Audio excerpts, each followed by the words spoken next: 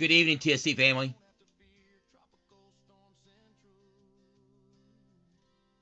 Man, we're already 5 days into the new year. Can you believe that? Jeez. When you get my age, these days go fast.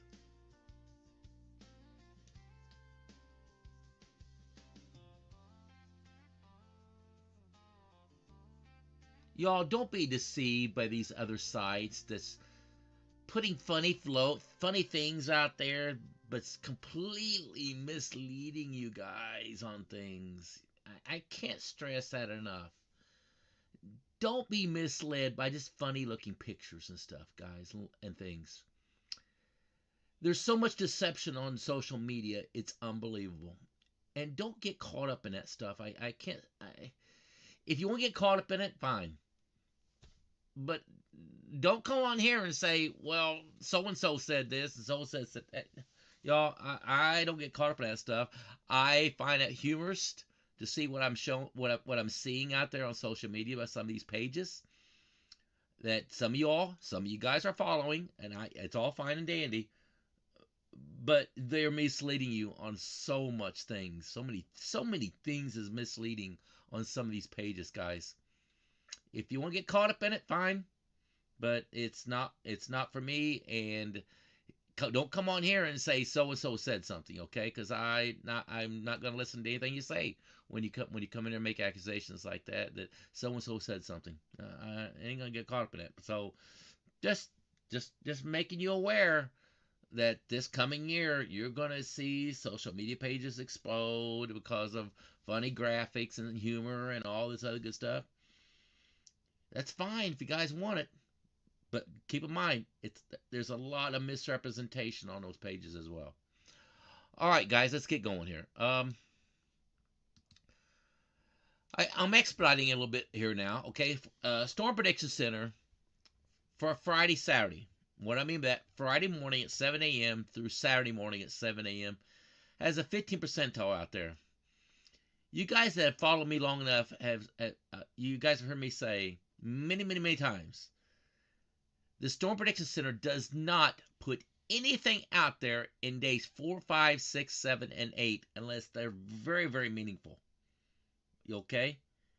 That they got to be very meaningful things for them to put even a 15 percentile out there. You better stand up, take note of it. Okay? Now, one thing I'm going to pre-warn you about, though. This 15 percentile, it may not be an exact spot when that time frame comes around where the severe weather event is going to be. Meaning this, that you see where the yellow is right here? Y'all, it's going to be expanded, for instance, as an example, back into Texas as well. And I do believe in the Ohio Valley, Tennessee Valley. I think they're in grave danger here. And the lower Mississippi Valley. I think everybody's in danger here, including Louisiana, New Orleans area, Biloxi, Mississippi, Mobile, Alabama. I think all this whole region right in here is going to be in danger with this coming event. And I'm going to show you why here, okay? Here's the European model. Now, y'all, this thing, it all starts up, okay? It all starts up on Thursday with a little bit of severe weather. And when I mean Thursday, I mean early morning hours of Thursday morning. And then it kind of subsides down a little bit. And then Friday, things really ramp up big time. And here we go. I'll show you what I'm talking about here. Here's Thursday. This is Thursday morning at 3 o'clock in the morning. And you see that thunderstorm activity popping there in Texas and Oklahoma region. And then it goes away a little bit. It kind of wangs away there. This is what it looks like now at Thursday at 12 p.m. Not much going on, is there? Look at that. Kind of goes away. And then we get into Friday. Now, there's some more thunderstorm activity there, say, late evening on Thursday, as you can see right there as well in Kentucky and Tennessee region and back in Arkansas. Some severe weather could be possible there late Thursday evening. But this is not the severe event yet. Okay, this is not the big one. Here comes the big one now. Now we're getting ready to get into Friday. Now here's Friday morning, early morning hours of Friday morning. There's 6 o'clock in the morning on Friday. Now you see that severe weather taking shape starting up there in Texas. Now there's what it looks like at 1 p.m. Now I'm going to go to 7 p.m. in the evening. And this is where it kind of scares me a little bit, especially over here in Mississippi. Okay? And why do I say at 7 p.m. scares me? Because, guys, the heating of the day has took place. We have the maximum heating of the day in place. Okay? It's already getting dark now. All right? The evening hours, the nighttime is already upon us. And all of a sudden, we're getting this blossoming of thunderstorm activity there in the lower parts of Mississippi there. And this is why I'm saying this, y'all, is because I fear that what we're seeing here could be what? Supercell activity there. In the forefront of the main front taking hold. And here comes the main front. You can see that line. You can see the main line there taking shape then. So in the forefront of that main line, I fear we're looking at supercell activity here, guys. And it could start up there in Texas first, into Louisiana, and getting really bad there maybe in Mississippi. And, there's no certainty of this. I can't stress it. There is no certainty of this.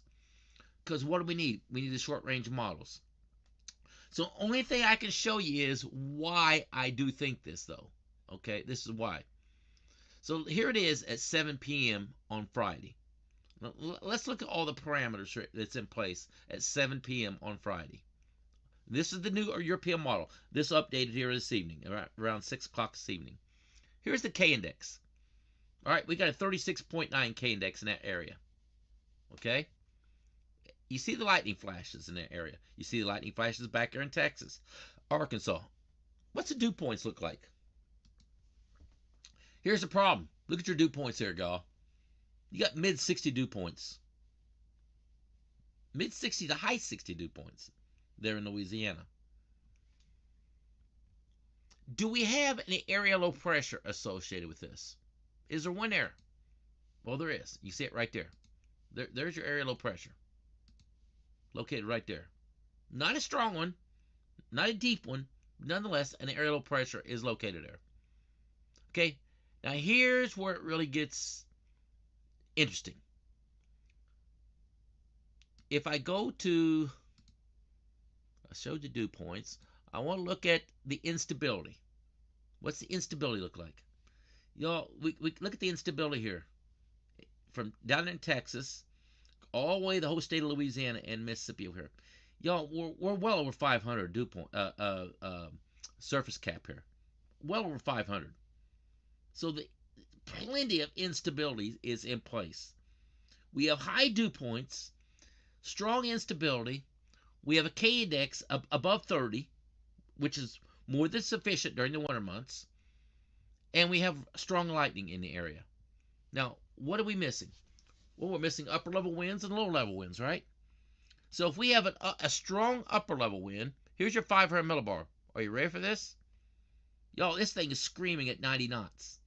And as we go forward in time, it even goes to 114 knots getting there across, my gosh, Missouri, Illinois. Now, how bad is this going to be? Guys, I can't tell you with any certainty. And I'm going to go back here to 7 p.m. on Friday and just analyze it at this point right here where we're seeing that strong lightning down here in the forefront of the really strong wind shear here. So let's evaluate this. Okay, so we have wind shear going in the upper levels coming out of the southwest in this direction here. You see that wind shear? You see the arrows which way they're pointing? You can see the wind shear there, right there. You see where they come across. It's a very strong wind shear at 500 millibars. Okay, make sure we understand that. It's a very strong wind shear at 500 millibars. Okay, now where is the lower level winds coming from? Out of the surface. If we have a lower level wind coming out of the Gulf straight into this wind shear going northward, we got a problem. And what do we have? Y'all, we don't have just a small amount of wind shear coming out of the Gulf. Look at this wind shear coming out of the Gulf. It's 20 knots, y'all. There's 20 knots of wind shear going straight into that wind shear up here, going this direction. We have a perfect, and I do mean a perfect negative tilt in place.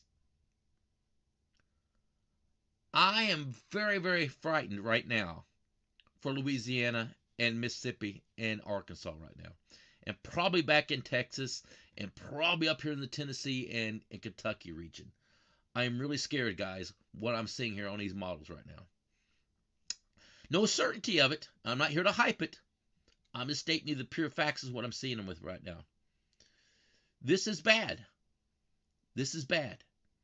And James talks about the magical dew point of 70. You don't have to have a dew point of 70 in the winter months.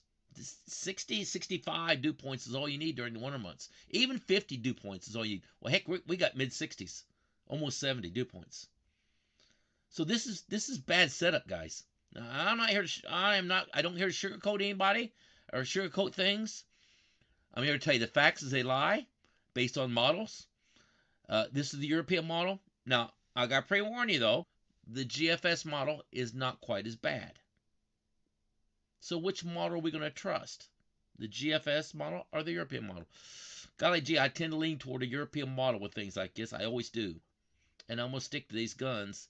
I'm afraid the European model might be the one that is probably best here again, because that's usually the model of choice when I'm looking at severe weather especially. It's not necessarily the model of choice when you're looking at hurricanes and tropical systems and that kind of stuff, or even snow. It may not be the model of choice for that kind of stuff. But when it comes to severe weather, I love looking at the European model for lightning flashes. That gives me an idea. And all the other factors. It just gives us an idea, guys. And all the parameters, and I repeat, all these parameters are in place for the possibility of a bad tornado event coming. And again, I'm not here to scare nobody. I'm just telling you the facts as they lie right now. We have a bad tornado possibility here, event coming in play here. And that event is in play come Friday, especially Friday evening. And I hate to say this, but in the overnight hours of Friday, late Friday night into Saturday morning. The conditions are just not really, they're in play, guys. This is what it looks like at 7 o'clock on Saturday. Look at the lower level winds here on Saturday. Look at these lower level winds. Look where they're still coming from. Now remember that strong wind shear I showed you? Let me show you that strong wind shear now at 7 o'clock in the morning on Saturday morning. Where's that at now? Look where it's screaming at up here. Look at this. Ouch. Oh my gosh, ouch. And then we got, where's the dew points look like at this point in time? Precipitation, moisture, there it is. Where's the dew points at? Look at this. Look up here in Tennessee, Kentucky. Where are we at? You got 59, 56, 57 dew points. Dew points plenty high enough. Don't need a 70 dew point in the winter months. Don't need it. All right. What does the K index look like in the area there? Look at that. 38 K index. Where's the lightning at 4 o'clock in the morning on Saturday morning at this point in time? Look, you see that line of lightning? Right there it is. So, again, as we go in time, things could get worse in the middle of the night on Friday night, Saturday morning, guys. Okay, and I'm going to, Kim's talking about the winds coming out of the north, out of the Gulf. That is, winds coming out of the south, Kim, is where they're at. The winds are coming out of the south. Look at that southerly wind at the surface. Here's that wind out of the surface. Look at that. Going straight northward. Look at that. Coming straight out of the Gulf, straight in the Biloxi, Mississippi area, straight northward. Right into that wind shear going this direction here. With high dew points. Just a bad setup, guys. It's a really bad setup we got going on here. And again, I don't know what's going to happen here yet. What do we need? We need that HRR model. We need the HRR model to tell us exactly what's going to happen. All right. This is going to be in play now Friday afternoon into Saturday morning. So when do I need? What do I need? Man, that Thursday night broadcast on Thursday evening, make sure you tune into it. Okay? Make sure you tune into that Thursday evening broadcast if you live down here along the Gulf Coast states. could be a very, very, very meaningful broadcast here for many, and including up here in Ohio and Tennessee Valley region as well. I say up here in Ohio Valley region, do we see any lightning up there at all? Right now, it does not look like that anything expands, say, up in the Ohio Valley region. Do I trust that right now? Well, I don't. And here's why I don't trust it. Is because that 500 millibar wind, it is up, gets up here. Look at this. Look at Indiana. Guys, that's 125 knots of wind shear up here. Now, that's a 500 millibar. Here's 700 millibar. Look at the wind shear here yet. Here's 925 millibars. That shows 52 knots of wind shear. Do I trust, but just because it shows no lightning up here, that things are not going to happen here? I don't know what's going to happen up here yet. I don't have a lot of confidence in the European model 100% to say that nothing's going to happen up here, say in Ohio Valley region. What I think might happen though, let's look at the wind. Let's look at the wind gust profile here during this time frame. Look at the wind up here. Tropical storm force winds up there in Indiana, isn't it? Yeah. And that wind expands big time up here into Michigan. Look at that. Look at that wind expand up here in Michigan. So it's going to be a very, very windy event, looks like, especially for the Ohio Valley region and Kentucky and Tennessee Valley region. It looks like that there is going to be a wind damaging threat with this. May just be straight line winds. May not be any tornado effects here. But it could be a major straight line wind effect up there in, say, in Indiana and Kentucky. Right now, the lightning does not show up there in Indiana and Kentucky, does it? It doesn't. Doesn't mean it won't. Okay? So we got to tune in and stay attuned as to what's going to happen here for that Friday event, guys. One thing of note, though, there was some severe weather there up in Indiana, as an example. If I back this up a little bit, you see it right there in southern Indiana. When is that? That's Thursday at 8 p.m. Right across southern Indiana, Kentucky, Tennessee. You see it right there. That's Thursday into Friday morning. So like we kind of got a multi-day event here.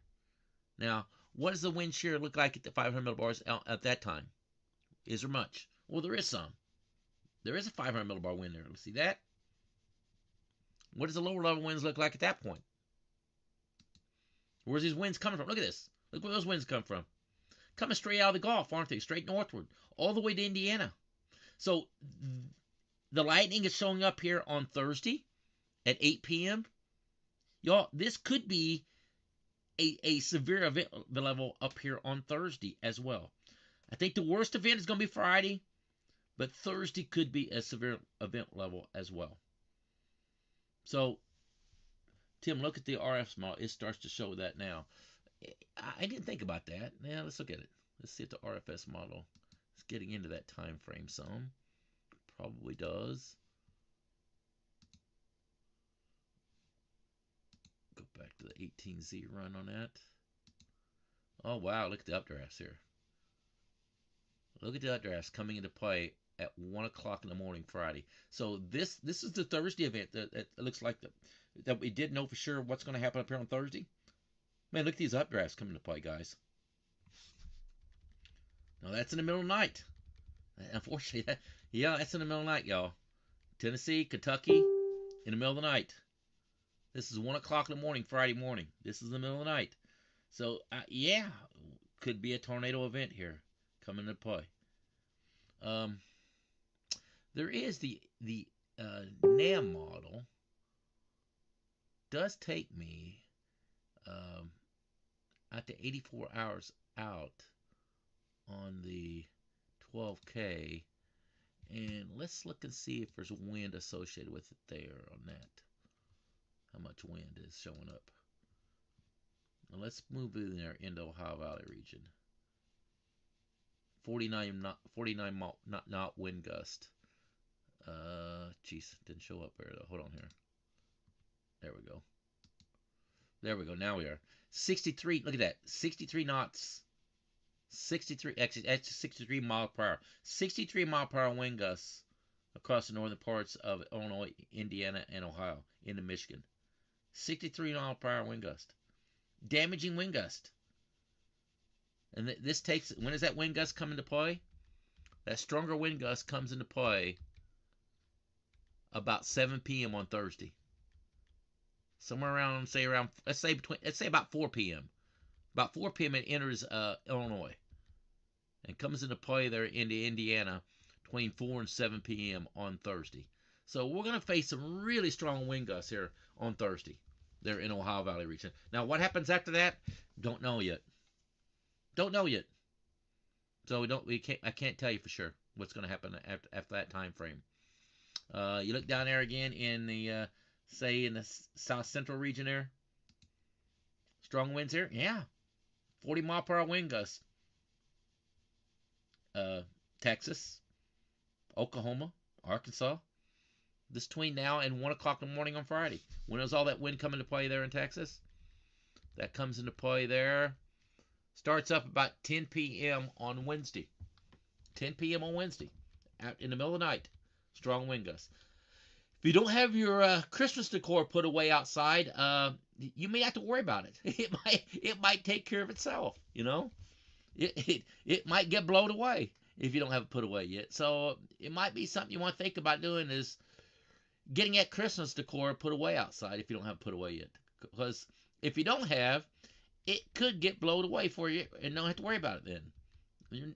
Maybe your neighbor may have to worry about it then instead of you. Now I'm going to talk about something else here that I talked about earlier there.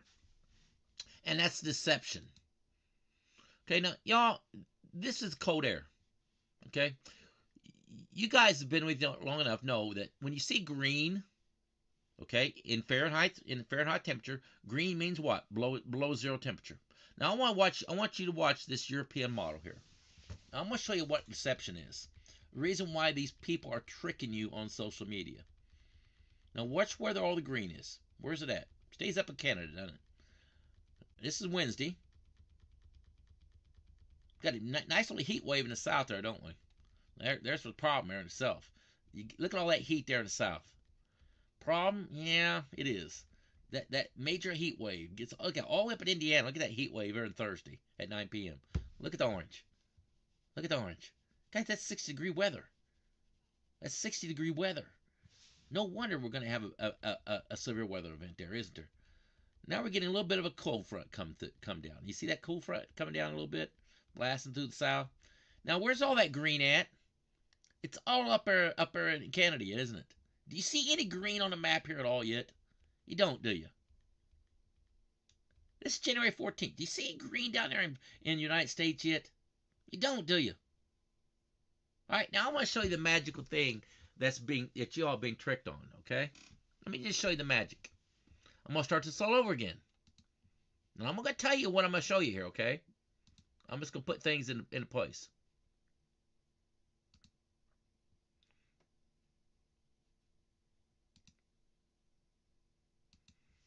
Now watch what happens. Let's start all over here again.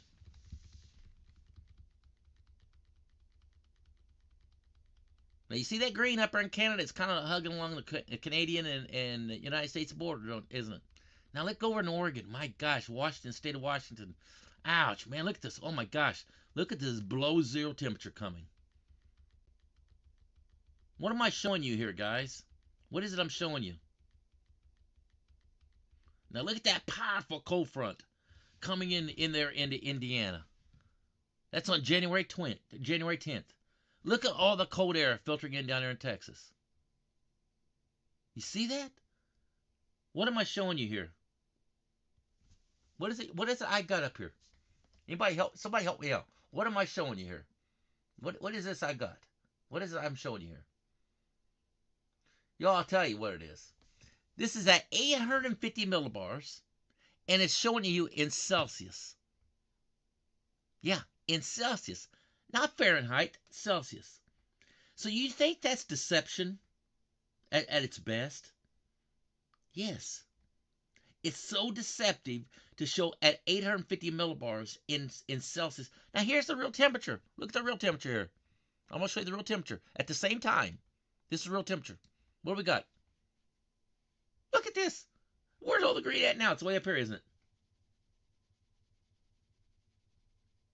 Y'all, it's just wrong for people to be, for social media pages to be showing things like that and giving you false things, making you think that something horrible is about to happen. You see what I'm saying? How you're being deceived by people? Yeah, they can put all kind of funny antics out there and funny pictures out there, but still it's deceiving you guys. And that's horrible. It's a crime on meteorology. And no, I am not a certified meteorologist. I'm not. I tell you guys this all the time. I am not. But I know as much about meteorology as some meteorologists out there, though. I've self-trained myself along with others helping me immensely. And when I see social media pages being that deceptive to you guys, it's wrong. Now again, same timeline. Look at this. I'm gonna zoom in there to the region. Now look what it shows. I'm gonna go Central Region. What's the temperatures at 10 p.m. in the evening? Does this look bad? No, it's not. 36 degrees in Indiana. That's about normal. What's anomaly here? What's that anomaly look like? Let's see. Look at that. We're above normal. We're above normal temperatures here. Above normal. Now, look at what they're showing you, though, at the same timeline. Look, this is why it's so deceptive. It just kills me to see how deceptive things are. Look at that. Look at oh my gosh, it's below zero. Yo, it's minus 12 degrees Celsius at 850 millibars. It's a big difference. It's way up in the sky. And there's the deception. There's the deception. You guys are being deceived badly. And many people are falling for the clickbait material, James. They are. And you will not get that from me, guys. If it's going to be cold, I'm going to show it to you. Oh, for God's sakes, I'm going to show you if it's going to be cold. Do we have any cold air insight on the European model here? Let's look at it. Let's just put up anomaly. I mean, look at the anomaly here. At the same timeline, look at the anomaly. For God's sakes, we're above normal. We're above normal here. Not below normal. We're above normal. Deception? Yeah, badly. Really badly. Look at the heat. Look at the heat wave coming into play. Do you see any bad weather coming, any bad temperatures coming into play? So far, I don't. I don't see a really major cold air blast until maybe around January 17th. We start falling below normal there again. Maybe mid-January, somewhere around January 15th, 16th, 17th timeline. Maybe then do we fall. And don't be wrong, it gets cold up there in the Great Lakes region right there. That's cold. That's below normal temperatures up here, and that's going to be cold. Indiana, that's cold. Below normal, yeah, that's cold up here. You see the green. What does that green mean? Below zero. So that's below zero up there in Minnesota, Wisconsin right there on January 19th at 1 p.m. That's below zero. So that's cold. But that's a long ways out. How accurate this be? It's 14 days out. Don't trust it at all. Honestly. Could happen. Might happen. But y'all, as James said, it's clickbait material, and that's what it is. And if you guys want to fall for the clickbait, more power to you. But that's what it is. That's clickbait material. And that's what's coming from some of these social media pages. And guys, it's all fun and games to some. To me, I don't take weather as fun and games. I just don't do it. I'm always very serious about what I post and what I show. You will not get clickbait material out of me. You never do. You never have. What date, David? You're asking? Oh, this is on January 19th right here. Is when that cold air is coming in there into play there in the Great Lakes region. Looks like it dips there in, I'm going to say around January 16th, 17th timeline is when that cold air is possibly digging southward there a little bit out of Canada. But that's a long ways out, and any kind of accuracy of that, I just don't see it happening. Now, again, are we going to get some cold air bouncing in and out of the United States? Yes.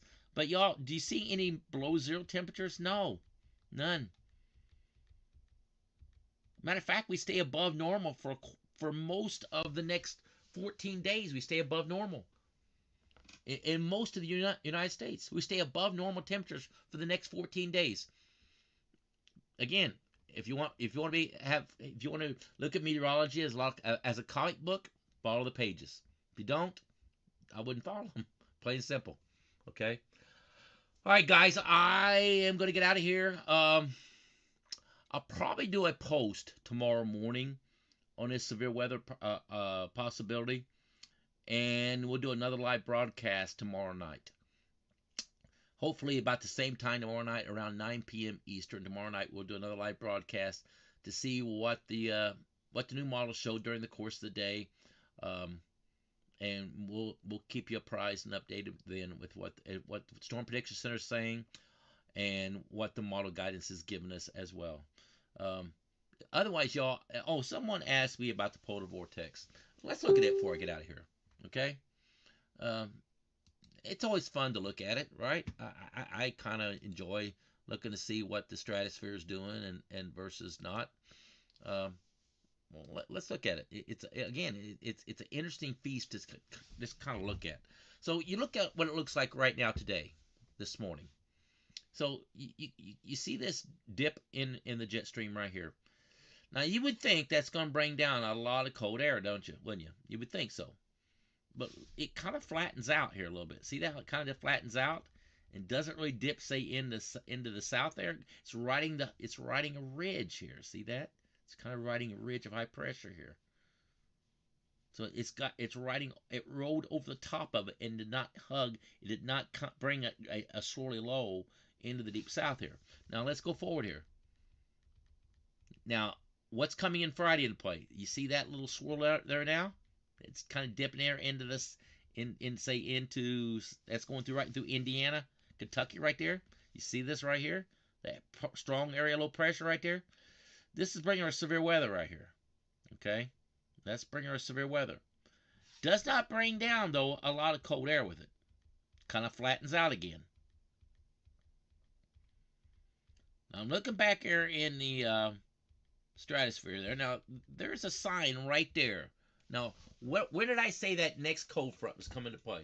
James, what date did I say the next powerful cold front may come into play? What date was that, James? What date did I say? Did I say the 16th, I think? It was the 16th, right? Is what I said. I said the 16th. What date's this up here? There's the 16th. So, look at that finger down there from the polar vortex. You see that? See that finger down in the polar vortex? So there's going to be a cold air coming into play there between the 16th there. Yeah, maybe 16th, 17th, 18th, 19th time frame. And that's as far out as it goes, y'all. Is it a weak polar vortex? I tell you what, it's tightened up some. You look up here, see, you don't see those fingers kind of sticking out like we did before. The polar vortex has actually tightened up a little bit. The tighter the polar vortex is, the less cold air we get down here in the continental U.S. The weaker the polar vortex is, and you get all these fingers sticking out, okay, the more cold air we get down here in the continental U.S. Right now, I look up here. Look at it up here. It's pretty round, isn't it? Kind of round shaped. Kind of a sign that we're getting a little bit maybe stronger polar vortex. And it's tightening up just a little bit, causing us less cold air to maybe filter into the continental U.S. That's kind of what it looks like there. It's kind of what it looks like there. Even at the very end right here. Look at this. Look, do you see any big bumps sticking out here? You don't, do you? You don't see these big fingers sticking out up here in the northern part of the polar vortex, do you? You don't see it. Before we see them. Now we don't see them. So is the polar vortex tightening up? It appears so. It definitely appears so. So right now, I don't see a major cold front of a major consequences coming into play there based on the polar vortex right there. Doesn't mean we can't get some cold air, but something really badly, it's not showing up on the polar vortex. And I look for that to show up way up in here somewhere, and I don't see it. It's pretty rounded. So that's a sign that maybe milder temperatures down there in the continental U.S. may be coming, even after January 20th. It could be pretty mild. No certainty of that, but as the appearance of it there. When you get a round shape like it, it gives me a little bit of confidence of a polar vortex that's tightening up and keeping all the cold air balled up in the Arctic. It's kind of like what it's showing. It's kind of like what it's showing. All right, y'all. I'll see you guys tomorrow night at 9 p.m. Have a great evening.